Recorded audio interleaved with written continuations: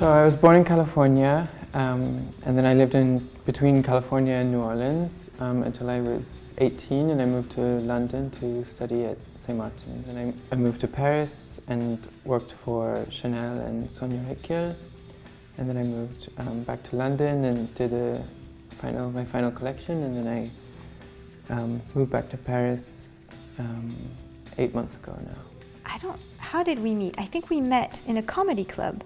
I was doing stand-up comedy, I think. And I don't know if I was in the show, but we talked at the end of the show and you showed me your work, and I immediately recognized something very singular and very unique. And I thought to myself, this guy's really going somewhere, and he's got a great potential.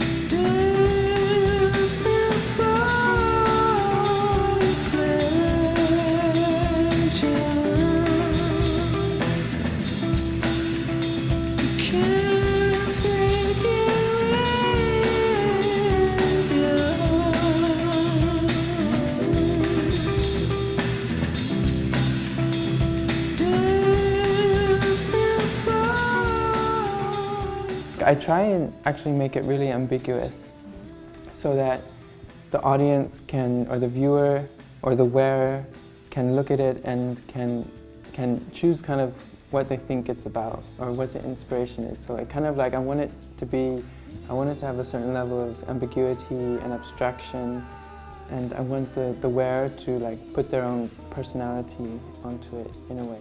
You told me something that I thought was very pertinent. You talked about the over-sexualization of clothes. I thought it was very brave and very pertinent to want to make outfits that don't outright sexualize whoever is wearing them. Yeah, I think I don't know if it's possible, but hopefully we can return to the values of the mind instead of the body. If you value the mind, and if there's not such a huge focus on the body, then that allows you to wear something which isn't so sexual or doesn't necessarily flatter.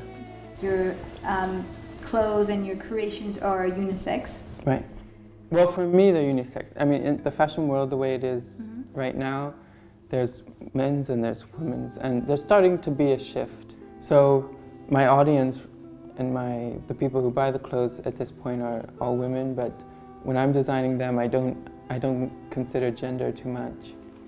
So the way I work, this is a new technique that I created a few years ago, and what it is weaving into like a net. So normally weaving is done with a loom, and it's like a square structure. But I can cut any shape I want, which basically is the pattern piece, and then I weave into it when it's flat. And the whole purpose is to achieve these three-dimensional forms, which I think bring a really interesting element to the weaving, because we haven't really seen something like this before. And then after that, I have a lot of rules for my work, kind of conceptually. So one of the rules is that I don't do any sewing at all. Everything is woven or knotted or tied in a different way.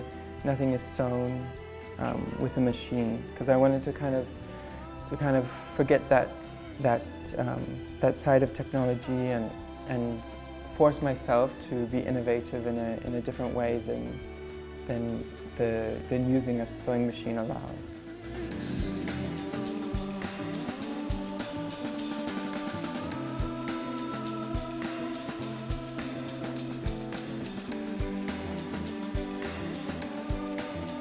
Originally, I've been doing art, and I've been doing painting and drawing and sculpting since I was born, since I can remember.